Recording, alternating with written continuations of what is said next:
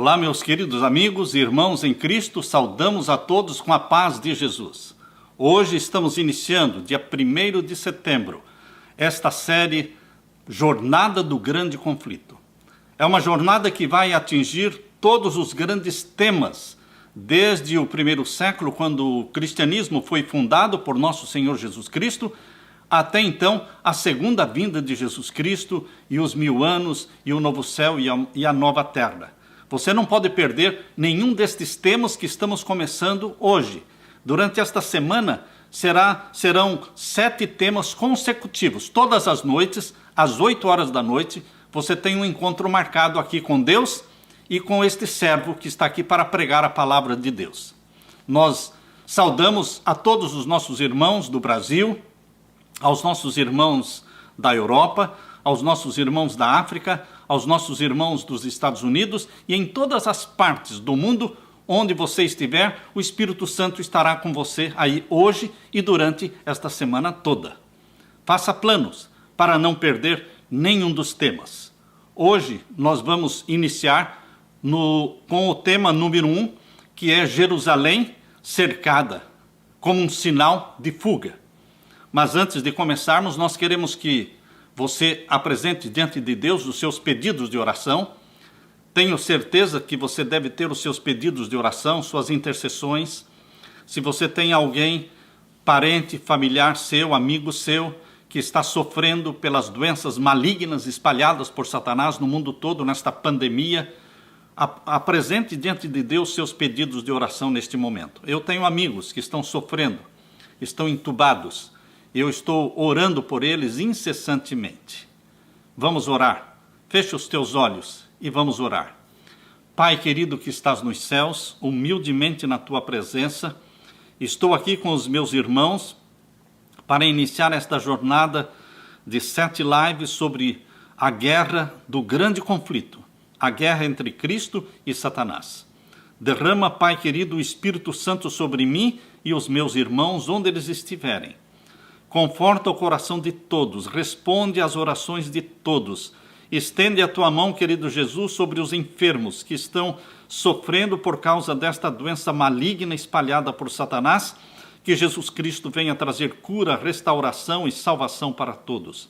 É em nome de Jesus que nós suplicamos e agradecemos. Amém, Senhor. Portanto, meu querido irmão, que bom podermos falar com você sobre esses temas importantes da palavra de Deus. O tema número 1 que nós vamos estudar com vocês hoje, deste livro, O Grande Conflito, é um livro que, quando a autora começou a escrever, Satanás tentou destruir a vida dela. E é interessante, queridos, que quando a minha esposa e eu fizemos o planejamento, começamos a pensar neste projeto do grande conflito, da jornada do grande conflito, nós sentimos que a mão de Satanás se levantou contra nós. Numa noite, a minha esposa estava dormindo, ela me disse que era por volta da meia-noite e ela sentiu um poder muito estranho em cima dela, sufocando-a, tentando tirar a vida dela. E ela tentou falar e não conseguia falar, a voz não saía. E então ela começou a falar somente mentalmente, Jesus, Jesus, Jesus. E ela foi mentalmente falando o nome de Jesus e aquela força estranha que estava sufocando-a começou a desaparecer e foi embora. Queridos, Satanás não quer que você aprenda esses temas maravilhosos do grande conflito, da guerra entre o bem e o mal, entre Cristo e Satanás, porque Satanás é o perdedor e Jesus Cristo é o vitorioso. E ele não quer que você descubra que ele é perdedor. Mas nós estamos do lado de Jesus Cristo, aquele que venceu sempre, venceu no céu, venceu no jardim do Getsemane, venceu no túmulo, quando ele ressuscitou no primeiro dia da semana e deixou o túmulo vazio e disse, eu sou a ressurreição e a vida. Você e eu estamos do lado do grande vencedor, que é Jesus. Aleluia por isso. O primeiro tema que nós estamos abordando, queridos, está falando Jerusalém, cercada. É um sinal de fuga. Abra sua Bíblia, então, em Mateus capítulo 24. Abra sua Bíblia em Mateus capítulo 24. E aqui nós vamos ler com vocês um pouquinho deste capítulo tão importante. Eu costumo dizer que o capítulo 24 de Mateus é o Apocalipse dentro dos Evangelhos. E é mesmo, porque este capítulo 24 apresenta temas escatológicos que dizem respeito aos seus dias, aos nossos dias. Aqui em Mateus capítulo 24 nós lemos verso 1 em diante. E quando Jesus ia saindo do templo, aproximaram-se dele os seus discípulos para lhe mostrarem a estrutura do templo. Jesus, porém, lhes disse: não vedes tudo isto? Em verdade vos digo que não ficará aqui pedra sobre pedra que não seja derribada. E estando assentado no Monte das Oliveiras, chegaram-se a ele os seus discípulos, em particular dizendo: dize-nos, quando serão essas coisas? E que sinal haverá da tua vinda e do fim do mundo? E Jesus respondendo, disse-lhes: acautelai-vos, que ninguém vos engane, porque muitos virão em meu nome dizendo eu sou o Cristo, e enganarão a muitos. E ouvireis de guerras e de rumores de guerras. Olhai, não vos assusteis, porque é mistério que isso tudo aconteça, mas ainda não é o fim. Verso 7. Porquanto se levantará nação contra nação e reino contra reino, e haverá fomes e pestes e terremotos em vários lugares. Mas todas estas coisas são o princípio de dores. Então vos hão de entregar para serdes atormentados e matar-vos-ão, e sereis odiados de todas as gentes por causa do meu nome. Nesse tempo, muitos serão escandalizados e trair-se-ão uns aos outros, e uns aos outros se aborrecerão. E surgirão muitos falsos profetas e enganarão a muitos. E por se multiplicar a iniquidade, o amor de muitos esfriará. Mas aquele que perseverar até ao fim será salvo. E este evangelho do reino será pregado em todo o mundo, em testemunho a todas as gentes, e então virá o fim. Quando, pois, virdes que a abominação da desolação, da qual falou o profeta Daniel, está no lugar santo, quem lê, atenda. Queridos, este capítulo 24 de Mateus diz respeito aos dias de Jesus Cristo, quando Jerusalém foi destruída, e diz respeito também aos nossos dias. Estas profecias aqui de Mateus 24 têm duplo sentido, dupla aplicação. Do alto do Monte das Oliveiras, Jesus estava ali olhando para Jerusalém. Bem à vista de Jesus estavam os magnificentes templos, edifícios do grande templo do Senhor.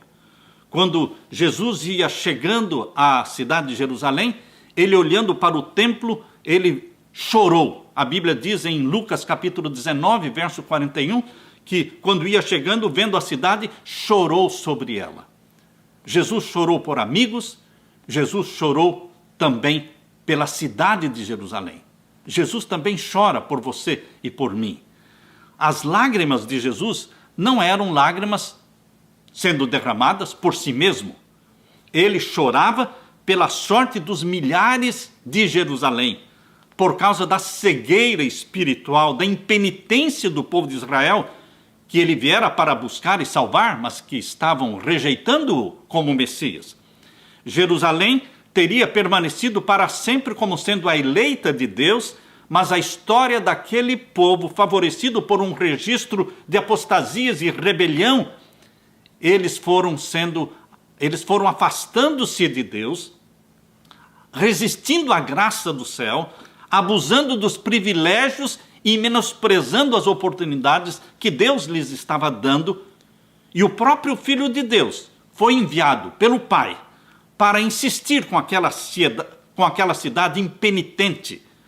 Durante 3 anos e meio, Jesus Cristo exerceu seu ministério na terra. Embora ele tenha vivido 33 anos na terra, mas o ministério de Cristo foi de 3 anos e meio, do ano 27, quando ele foi batizado, até o ano 31, quando ele foi sacrificado, quando ele morreu na cruz do Calvário. 3 anos e meio de ministério. Ele andou fazendo bem, curando a todos os oprimidos do diabo, conforme diz em Atos capítulo 10 e o verso 38. Ele aliviava os quebrantados de coração, punha em liberdade os que se achavam presos, restaurando a vista aos cegos, fazendo andar os coxos e ouvir os surdos, purificando os leprosos, ressuscitando os mortos e pregando o evangelho aos pobres, Lucas capítulo 4, verso 18, e Mateus capítulo 11 e o verso 5. Queridos, a todas estas pessoas, Jesus dirigiu a elas o gracioso, o amável convite: vinde a mim, todos vós que estáis cansados e oprimidos, eu vos aliviarei. Mateus capítulo 8 e o verso 28. Conquanto fosse recompensado o bem com o mal, conquanto o povo de Israel estivesse compensando o amor de Deus com ódio a Jesus Cristo não desistiu, ele prosseguiu firmemente na sua missão de misericórdia e salvar o seu povo. Lá de cima do cume do Monte das Oliveiras, no mesmo ponto que mais tarde foi ocupado por Tito, general Tito, o mesmo lugar onde Tito, no ano 70, olhou Jerusalém antes de destruí-la, naquele mesmo lugar estava ali Jesus Cristo, olhando para a cidade de Jerusalém, olhou através do vale para os pátios e pórticos sagrados, e com a vista obscurecida pelas lágrimas, Jesus via a cidade de Jerusalém sendo rodeada por hostes, exércitos estrangeiros, exércitos romanos. Jesus Cristo, com os olhos da fé, ele pôde ver o tropel dos exércitos romanos dispondo-se para a guerra. Distinguia também as vozes de mães e crianças.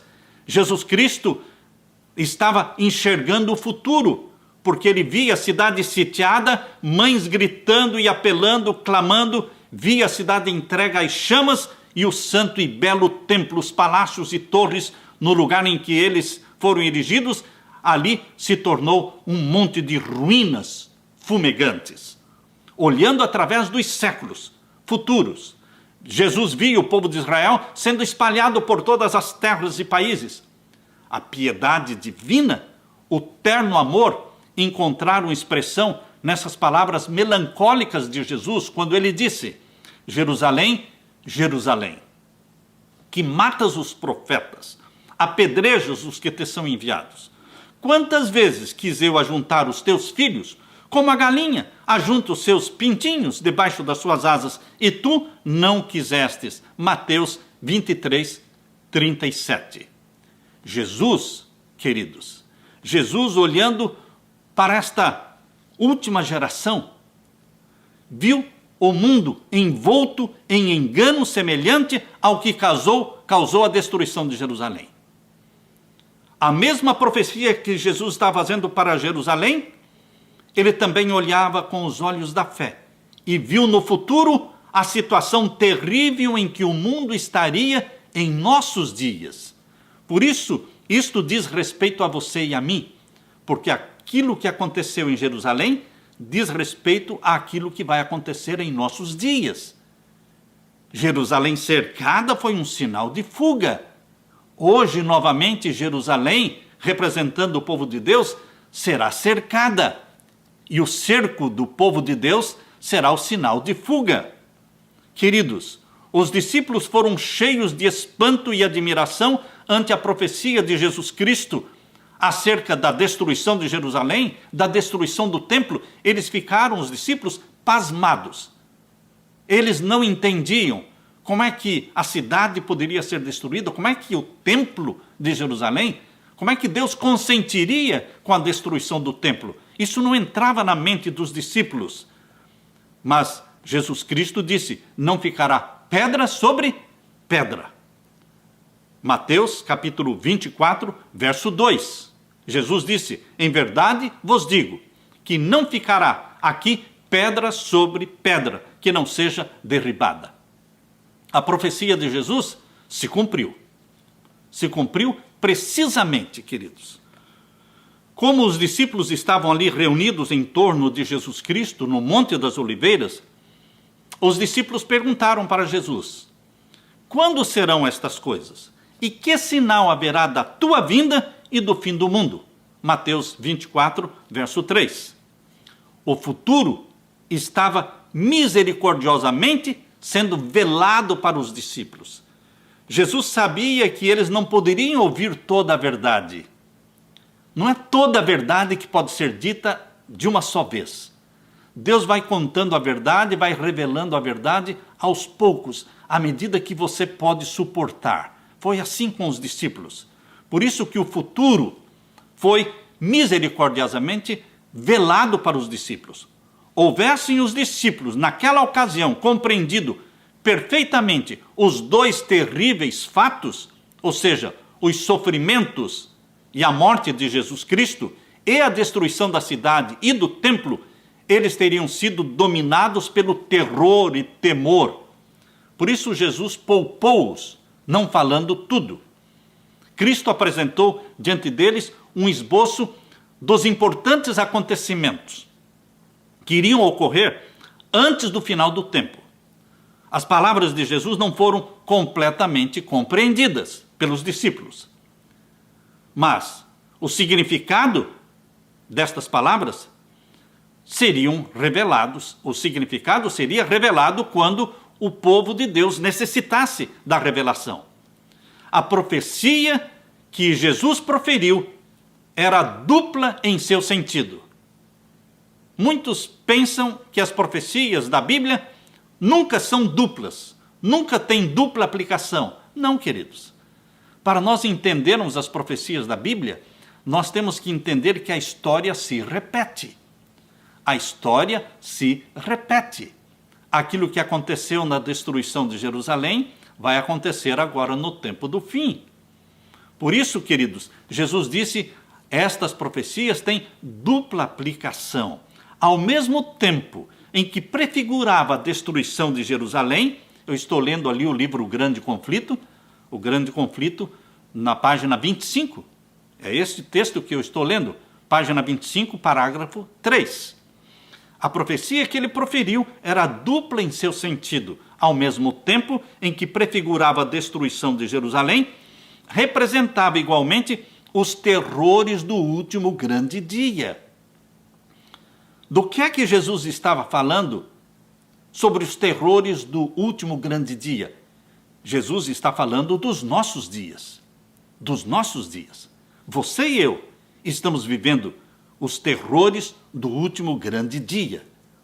Queridos, quando, pois, virdes, Mateus capítulo 24, verso 15 e 16, nós lemos, quando, pois, virdes que a abominação da desolação é um termo, é uma expressão, é uma frase que foi cunhada por Daniel, apareceu lá em Daniel capítulo 11 e apareceu também em Daniel capítulo 12. Abominação da desolação da qual falou Daniel. Quando ela estiver no lugar santo, quem lê, atenda. Então os que estiverem na Judéia, fujam para os montes. Mateus 24, 15 e 16. Queridos, quando eu leio esse livro aqui, Eventos Finais, quando eu vou aqui para a página 104 deste livro, página 104, nós encontramos aqui algumas orientações de Deus para o seu povo.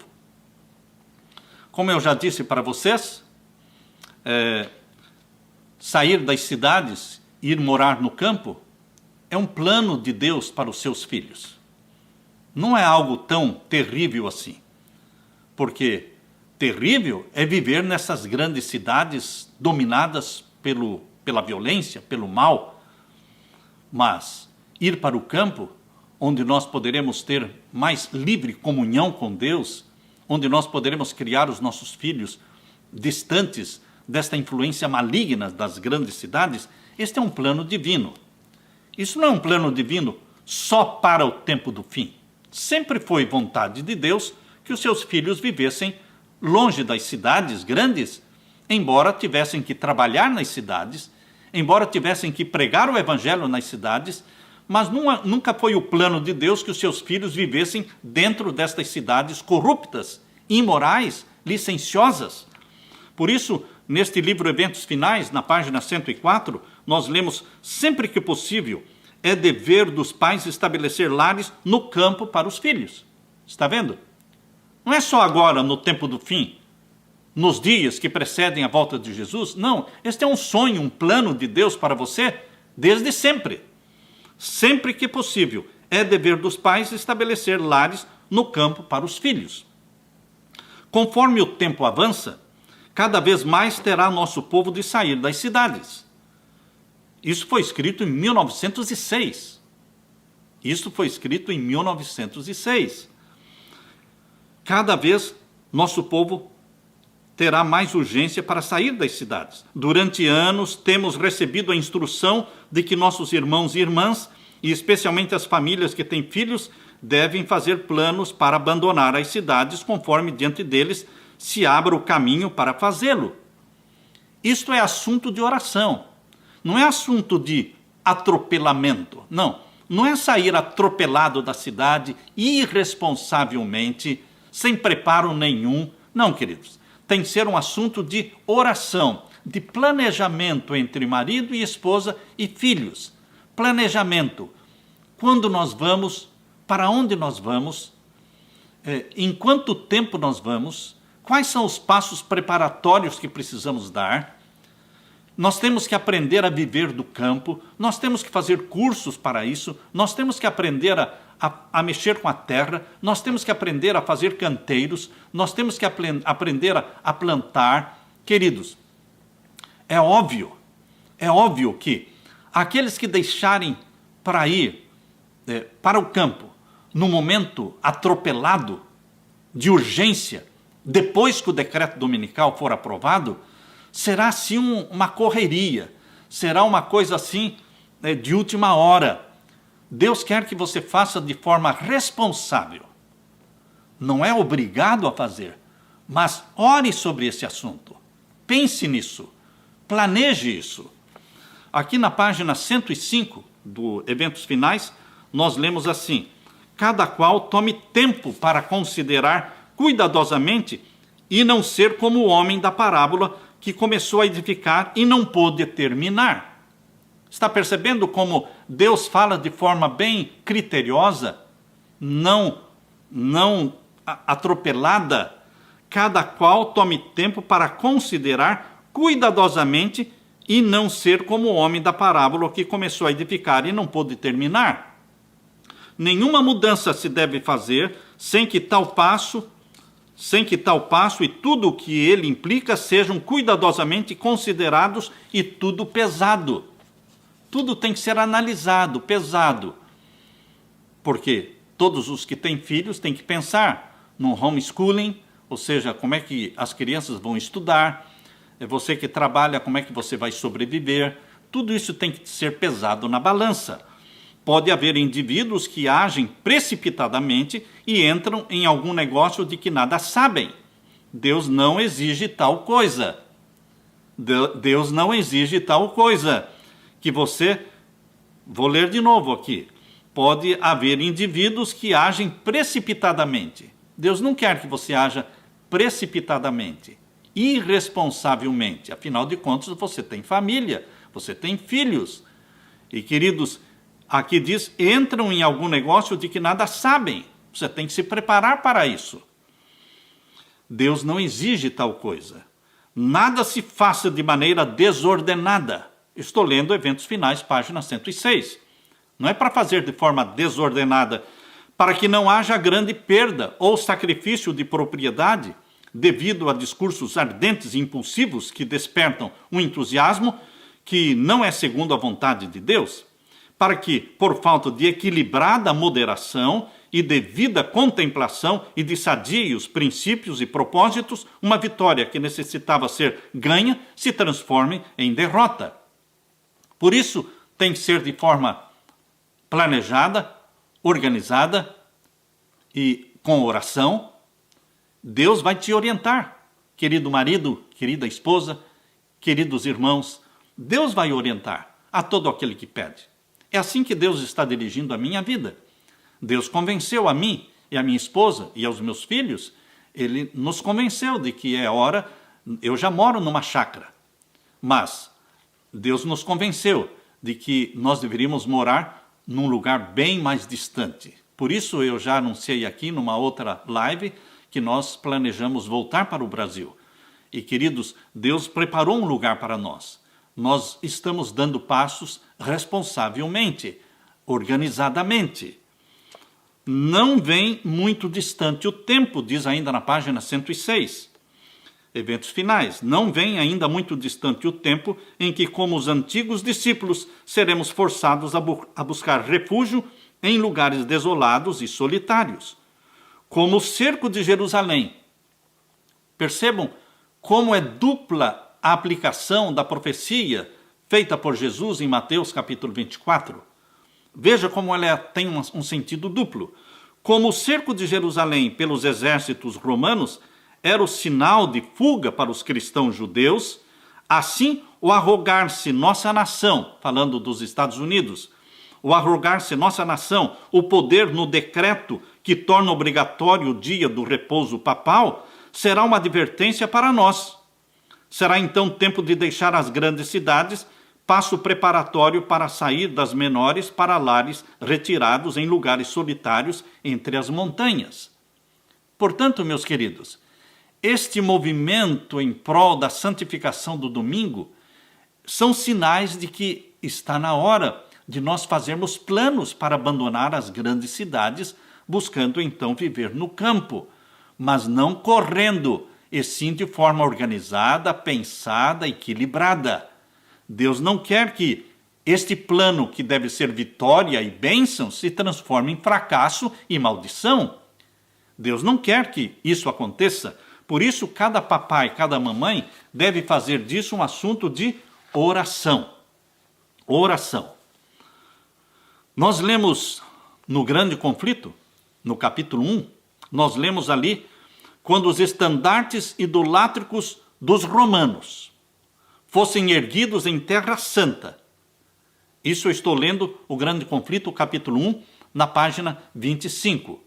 Quando os estandartes idolátricos dos romanos fossem erguidos em Terra Santa, a qual ia um pouco além dos muros da cidade, então os seguidores de Cristo deveriam achar segurança na fuga. Quando os filhos de Deus vissem que Jerusalém estava cercada pelo exército romano, e ao redor de toda a cidade de Jerusalém, eles fincaram, plantaram o estandarte idolátrico romano, que era a bandeira do exército romano. A cidade estava cercada. Jesus disse, este é o sinal para a fuga. Mas como fugir se estamos cercados? Queridos, Deus toma cuidado, Deus prepara o caminho, Deus toma as providências para que você possa, sim, sair de forma responsável das grandes cidades e ir para o campo. Então, quando fosse visto o sinal de aviso, os que desejavam escapar não deveriam se demorar. Tem muita gente que cruza os braços e diz, eu não estou nem aí, eu vou ficar na cidade mesmo. Queridos, aqueles que ficarem nas cidades, nas grandes cidades, eu digo, não estarão pecando. Não estarão pecando e não estão perdidos. Obviamente que não. Mas vão sofrer mais. Vão sofrer mais pela escassez de alimento, pela escassez da água, vão sofrer mais as pressões da perseguição, porque vão estar cercados por inimigos. Por isso, queridos, poupando a sua família, poupando a sua própria vida, Deus está aconselhando você buscar de forma pensada, organizada e responsável, buscar um lugar mais distante para que você possa viver com a sua família e ter o sustento da própria terra. Quando fosse visto o sinal do aviso, os que desejavam escapar não deveriam se demorar.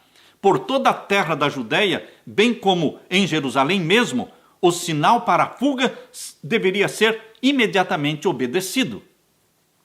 Aquele que acaso estivesse no telhado, disse Jesus, não deveria descer à casa, mesmo para salvar os tesouros mais valiosos. Os que estivessem trabalhando nos campos ou nos vinhedos não deveriam tomar tempo para voltar a fim de apanhar a roupa exterior posta de lado enquanto estavam a labutar no calor do dia. Não deveriam hesitar um instante para que não fossem apanhados pela destruição geral. No reinado de Herodes, Jerusalém não só havia sido grandemente embelezada, durante o longo período do reinado de Herodes, ele embelezou a cidade de Jerusalém, Ele construiu torres, muralhas, fortalezas.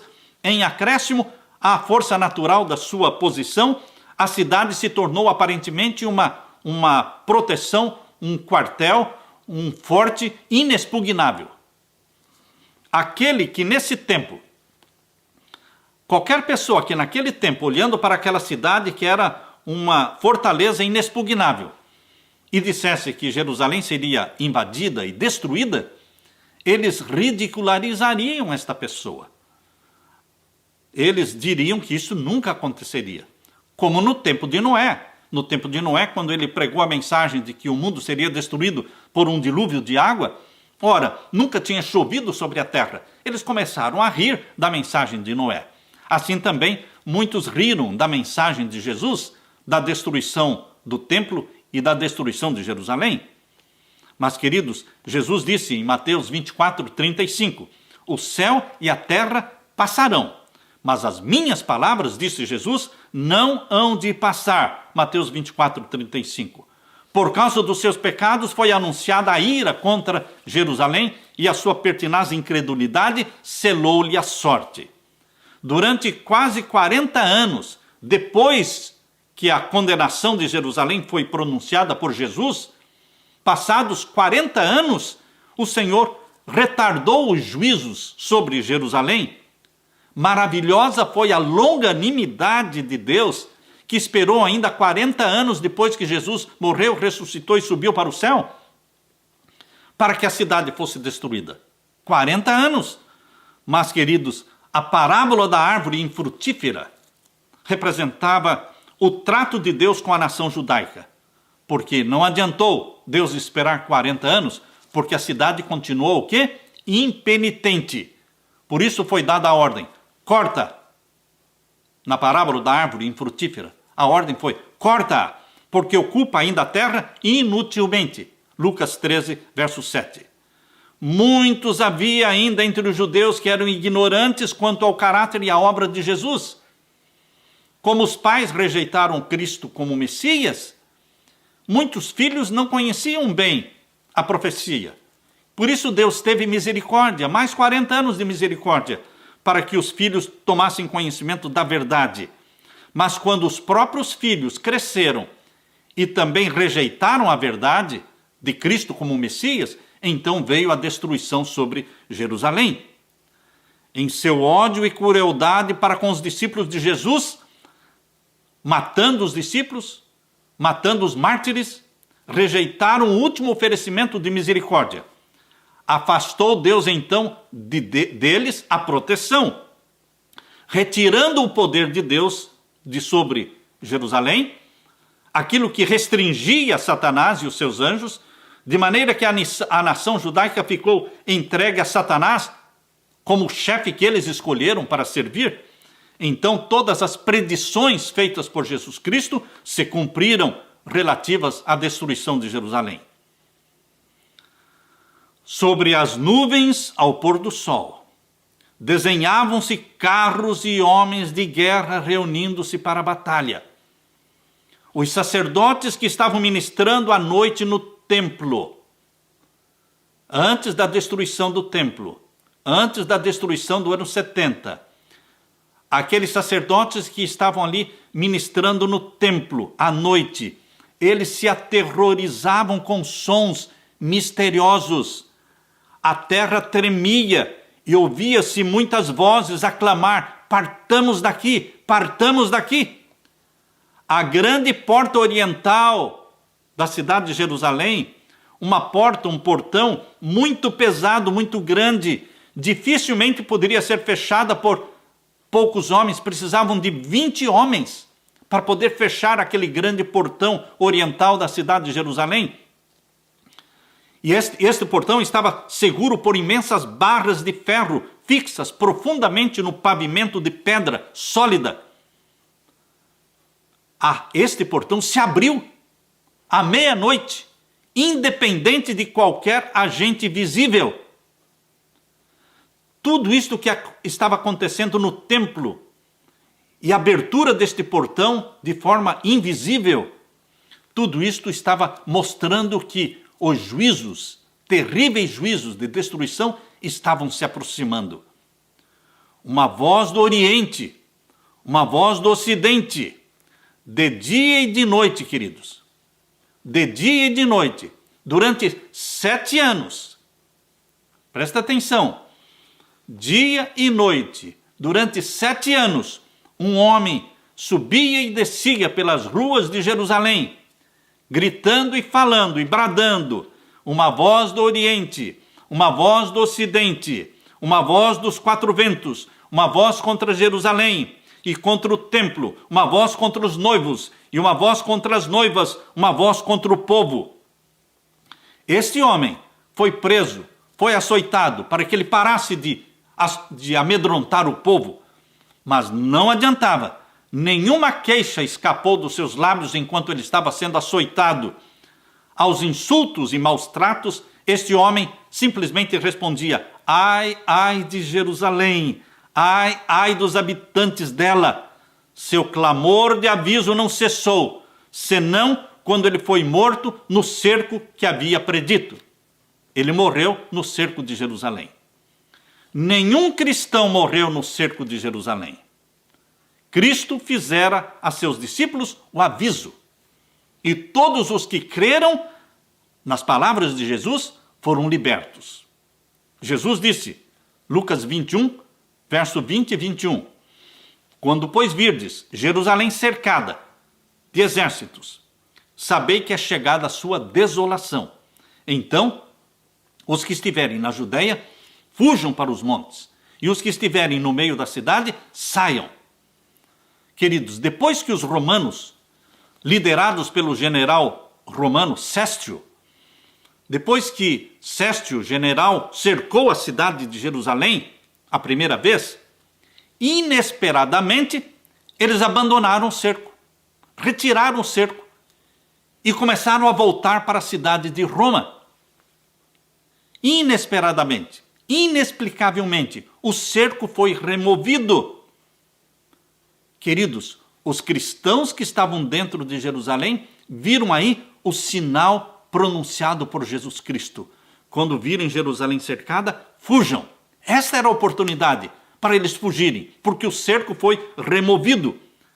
A história nos informa que no primeiro cerco de Jerusalém foi no tempo do imperador Nero, o imperador de Roma. Nero, ele suicidou no ano 68. Ele suicidou no ano 68, exatamente quando Jerusalém estava cercada. E Vespasiano, pai de Tito, ele mandou um recado, uma mensagem para o exército romano de que ele precisava do exército romano em Roma para se tornar o novo imperador de Roma. Então foi quando Séstio, o general, removeu o primeiro cerco de Jerusalém e começou a voltar para Roma com o seu exército. Mas, queridos, numa determinada altura, veio outra mensagem. E a mensagem dizia: eu já me tornei o imperador de Roma. Vespasiano já era um novo imperador de Roma. E agora, a ordem era: voltem para Jerusalém e cerquem novamente a cidade de Jerusalém. E agora o exército romano voltou, mas agora estava sendo liderado pelo general Tito, filho de Vespasiano, que agora era um imperador. Então, Tito veio e cercou a cidade pela segunda vez, e agora era no ano 70. Isto aconteceu no ano de 70. Queridos, o exército romano, quando cercou a cidade pela segunda vez, Tito, ele deu ordens para que a cidade fosse poupada. Ele não queria destruir Jerusalém. Ele não queria destruir o templo de Jerusalém. Era muito lindo. Ele, olhando lá de cima do Monte das Oliveiras, ele olhava para o templo e ele deu ordem para todos os seus chefes e soldados, deu ordem para que ninguém tocasse no templo. Nenhuma parede do templo deveria ser tocada ou derrubada. Mas, queridos, não adiantou. De nada adiantou a ordem do general Tito. Por quê? A cidade foi invadida, milhares pereceram pela fome e pela peste. Lá dentro da cidade, durante o cerco, A fome era grande, a sede era muito grande, a afeição natural parecia ter desaparecido, maridos roubavam da sua esposa a comida, as esposas roubavam dos seus maridos a comida, filhos tiravam da boca dos pais a comida para que eles pudessem comer. E aquela pergunta feita pelo profeta em Isaías 49, verso 15, pode uma mulher esquecer-se tanto do seu filho que cria? Recebeu dentro dos muros da cidade a resposta. As mãos das mulheres piedosas cozeram, cozinharam os próprios filhos e comiam a carne dos próprios filhos. Queridos, esta é uma profecia de Lamentações de Jeremias, capítulo 4, verso 10, que se cumpriu no cerco de Jerusalém. Os chefes romanos esforçaram-se por infundir terror aos judeus e assim fazê-los se render. Tito não queria destruir a cidade e o templo. Os prisioneiros que que caíam nas mãos dos romanos, porque muitos judeus saíam à noite por alguma brecha, eles saíam para buscar alguma erva, alguma coisa para comer fora da cidade, mas muitos deles eram presos e açoitados, torturados e crucificados diante do muro da cidade. De tão terrível maneira foi castigada aquela espantosa maldição proferida perante o tribunal de Pilatos. Perante o tribunal de Pilatos, o povo judeu disse: o seu sangue caia sobre nós e sobre a cabeça dos nossos filhos. Mateus 27, 25. Queridos, na luta, quando a cidade foi invadida, na luta, um soldado arremessou um facho de fogo através de uma abertura no pórtico do templo. E imediatamente as salas revestidas de cedro em redor da casa sagrada se acharam em chamas. Tito se precipitou para o local, seguido dos seus generais, e ordenou aos soldados que apagassem as labaredas. Suas palavras não foram atendidas. Em sua fúria, os soldados lançaram tochas ardentes nas salas do templo e com a espada assassinavam em grande número os que ali estavam procurando refúgio. O sangue corria como água pelas escadas do templo abaixo. Milhares e milhares de judeus pereceram. Acima do ruído da batalha, ouviam-se vozes bradando em choro: Icabode, Icabode, foi-se a glória de Israel. Depois da destruição do templo, a cidade inteira foi tomada pelos romanos, e no cerco e no morticínio que se seguiram, pereceram mais de 1 milhão de judeus. Mais de 1 milhão de judeus pereceram no cerco. Os sobreviventes foram levados como escravos, vendidos como escravos, arrastados até Roma para brilhantar a vitória do vencedor. Foram lançados às feras nos anfiteatros ou dispersos por toda a terra como vagabundos sem lar. Queridos, a destruição de Jerusalém constitui uma tremenda e solene advertência a todos nós que estamos vivendo nos dias de hoje, muito próximo da volta de Jesus Cristo, muito próximos da volta de Jesus. A profecia do Salvador, relativa aos juízos que deveriam cair sobre Jerusalém. Estou lendo o grande conflito. No primeiro capítulo, a profecia do Salvador, relativa aos juízos que deveriam cair sobre Jerusalém, há de ter outro cumprimento. Que outro cumprimento é este? Que aquela profecia de Mateus 24 vai se cumprir novamente. Quando? Que outro cumprimento é este? Agora, no tempo do fim, meu querido irmão, o povo de Deus, representado pela cidade de Jerusalém, a cidade santa, o povo de Deus será cercado. Será cercado agora não pelo exército romano, não por Roma imperial, porque Roma papal substituiu Roma imperial. Hoje quem domina o mundo é Roma. Roma, sempre Roma, só que agora é Roma papal. Ela cercará o povo de Deus com o estandarte idolátrico romano. O estandarte idolátrico romano hoje, a bandeira papal hoje, é a santificação do primeiro dia da semana. É a santificação do domingo no lugar do sábado bíblico. Queridos, quando este estandarte idolátrico romano for plantado no meio da cristandade através de um decreto dominical, então é sinal de urgência para sairmos das cidades. Esta será a última oportunidade para sair das cidades. Queridos, muitos perguntam, mas seria necessário, desde agora, nós estarmos fazendo planos para sair das cidades e irmos para o campo?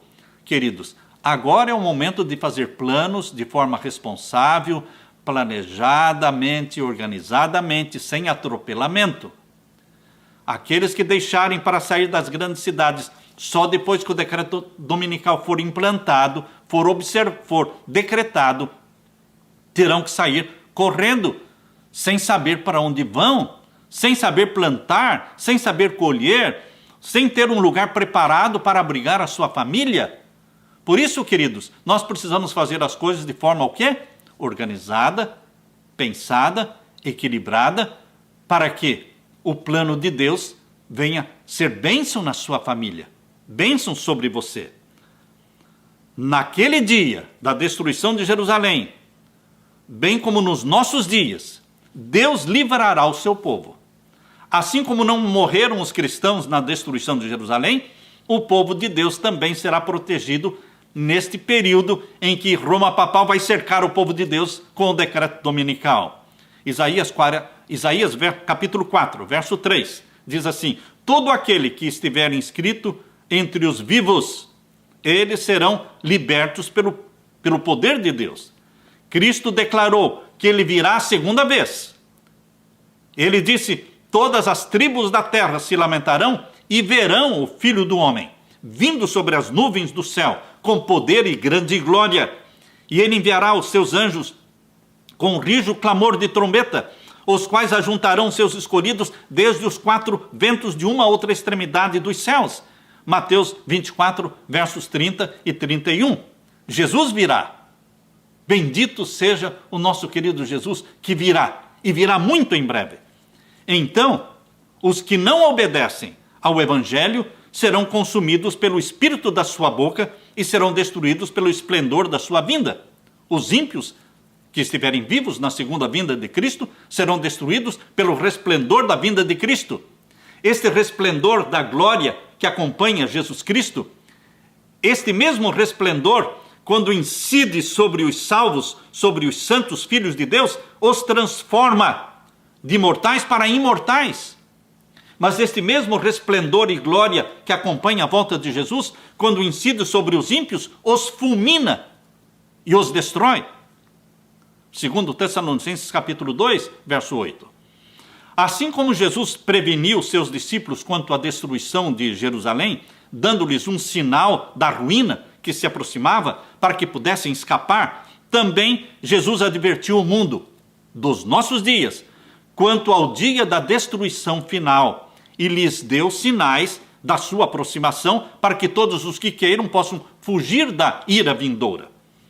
Os que contemplam estes prenúncios da vinda de Cristo devem saber que está próximo, às portas. Você é daquele servo que diz: tarde virá o meu Senhor? Ou você está entre os servos que dizem: cedo virá o meu Senhor? Como é que nós podemos ser classificados? O mundo não está mais preparado hoje para dar crédito à mensagem para este tempo do que estiveram os judeus para receber o aviso do Salvador relativo à destruição de Jerusalém. Venha quando vier, o dia do Senhor virá como um ladrão, de improviso, sobre os ímpios. Lembre-se, a segunda vinda de Jesus será de improviso como ladrão, uma vinda inesperada para os ímpios, não para os filhos e filhas de Deus que estão estudando a palavra de Deus, estão vivendo em comunhão com Jesus Cristo. Para eles não, porque eles entendem os sinais dos tempos. Eles entendem que a volta de Jesus está se aproximando rapidamente. E a nossa missão, queridos, a minha e a sua, é nos prepararmos nossa família para a segunda vinda de Jesus em glória e majestade. Ele não disse o dia e a hora ainda? Não, nós não sabemos o dia e a hora.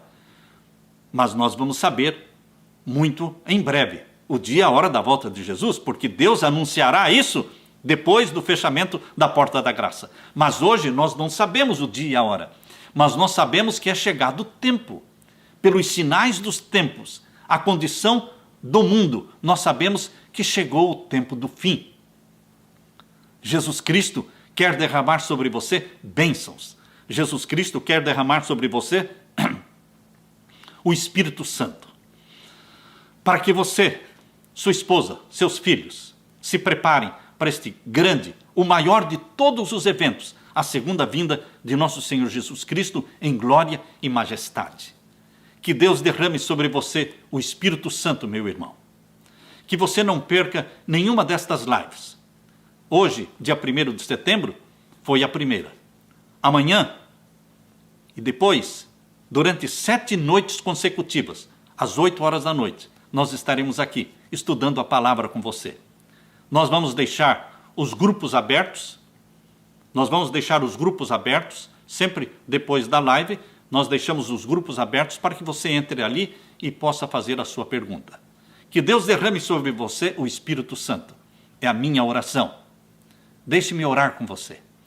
Pai querido que estás nos céus, humildemente eu peço que o Senhor derrame o Espírito Santo sobre os meus irmãos, minhas irmãs, os jovens da tua igreja, os líderes da tua igreja. Derrama o Espírito Santo sobre cada um. Que o Senhor nos acorde desta mornidão, desta sonolência laodiceana. Que o Senhor nos acorde. Que o Senhor faça o número do remanescente fiel crescer para a glória do teu nome. Que o Senhor nos prepare para estes últimos eventos e que a segunda vinda de Jesus não nos pegue de surpresa, porque aos filhos e filhas de Deus serão anunciados os acontecimentos finais, para que eles se preparem, para que conheçamos o tempo em que nós vivemos, para que conheçamos os sinais dos tempos. Derrama o Espírito Santo sobre os meus irmãos e sobre mim também. Em nome de Jesus clamamos e te agradecemos. Amém e amém.